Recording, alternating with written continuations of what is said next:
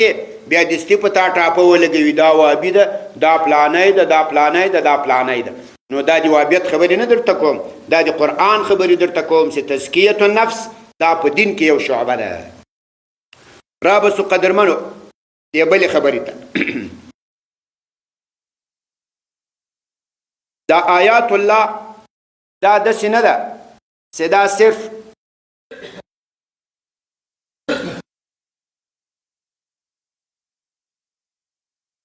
آیاتونه دی الله تعالی دا مخکې موږ تاسو ګوره ویلي وو چې آیاتونه دی الله تعالی دا دوه قسمه دي.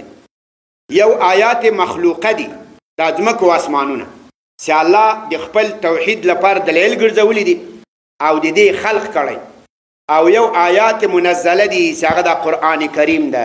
آیات منزله دی را نازل کړي دي، یا دې ته آیات مطلوبه وایي تلاوت شده، دا لوستل کېږي په لمانځو په دې کې. آیات مخلوقه هغه د ځمکو او آسمانونه، زمین و آسمان ایره آیات مخلوقه میگه. لکه دې آیت ته تاسې پام وکړئ،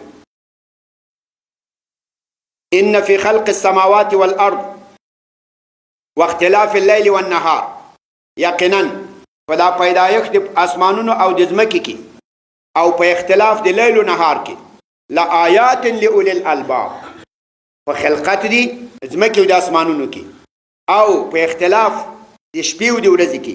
د اختلاف دوه معنا، یا شپه مخکې ورځ وروسته، یا اختلاف په زیادت او په نقصان چې کله شپه زیاته وي کله ورځ زیاته وي، په مقدار کې فرق راځي. لآیات په دې کې واضح دلایل د اولی الالباب لپاره د اولی الالباب.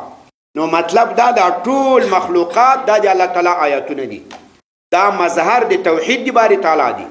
له دې ټولو نه د الله تعالی توحید موږ معلومولی شو. په لمر کې سوچ وکړم نه دی نه د الله کې وحدانیت معلومیږي، په ځمکه کې سوچ وکړم، په سپوږمۍ کې، په بادو، په بارانو، په دې ټولو کې سوچ وکړې دا تا د الله تعالی توحید ته رسوي.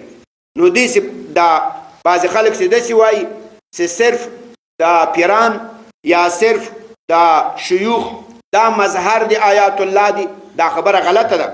ټول مخلوقات مظهر د آیات الله دي، په ټولو کې د الله تعالی وجود او وحدانیت معلومیږي. موږ د الله تعالی وجود او وحدانیت ته موږ رسوي. که یې نه رسولی الله به په آیاتونو کې موږ ته ویلي نه و چې دا آیاتونه دي لپاره د اولی الالباب، لپاره د قوم یعقلون یتفکرون فلان و فلان و فلان. دا ټول الله تعالی د توحید دلایل دي. اوس به راسو دا د کفر د شرک اصلي وجه به ووایو، په دې ځان پوه کوي. دا مشرکان ولې مشرکان سي؟ د دې وجه درته وایم. مشرکان غریبان هغه په دې آیات الله باندې د الله ګمان وکړي. په آیات الله گمان چی میکنه؟ الله میکنه که یعنی امی الله است. مثلا دی بلقیس په زمانه کې چې په یمن کې دا یو پاچا ولا او دغه خلکو سرداری ورسره و، هغه د لمر عبادت کول. د لمر عبادت ولې کول؟ ځکه دوی چې د لمر ته وکتل دا خو آیات الله ده. دوی چې سوچ وکړو چې لمر ګرمول کوي، لمر یخول کوي، د شپې چې لمر نه هوا یخه سي، نباتات را زرغونیږي، لمر د بحر سطحه ګرمه کی، آفتاب سطح بحر را گرم میکنه، باز آبها بخار میشه، بخارات جوړ سی، بخاراتونه وریځ جوړ سی، وریځ بارانونه وکي، بارانونه ځمکه را زرغونه کی. اوهو دا لمر څونه کمالات لري. دا خیر و شر خو ټول په لمر کې ده کنه. ایست د چا عبادت شروع کو؟ د لمر عبادت شروع کو. آیات الله باندې د چا ګمان وکړو؟ د الله ګمان وکړو. تاسې دې مسلې ته وګورئ، دا مسله په دې کې بالکل واضحه سوې ده. هغه بلقیس چې کله سلیمان علیه السلام ته راغله، سلیمان علیه السلام دعوت کړه چې ته راشه، نو سلیمان علیه السلام دې ته د دې خبرې وضاحت کول چې او بلقیس ته په عبادت الشمس کې غلطه سوې یې، تا په آیت الله باندې د الله ګمان کړی، دا غلطه شوې یې. نو دې ته یو قصر جوړ کړو، یو ښایسته بلډینګ جوړ کړو. دا بلډینګ ټول له شیشې نه جوړ، کل لګیا شیشه جوړ بود، لاندې اوبه ترې راندې روانې وې. نو دې ته وویل چې بس دې بلډینګ ته به هم لاړ شو، دا یو ناشنا بلډینګ جوړ کړی ده. نو هلته به خو پاچا راغلی وه، ملکه وله، نو څه طعام و خوراک و څه اکرام به و.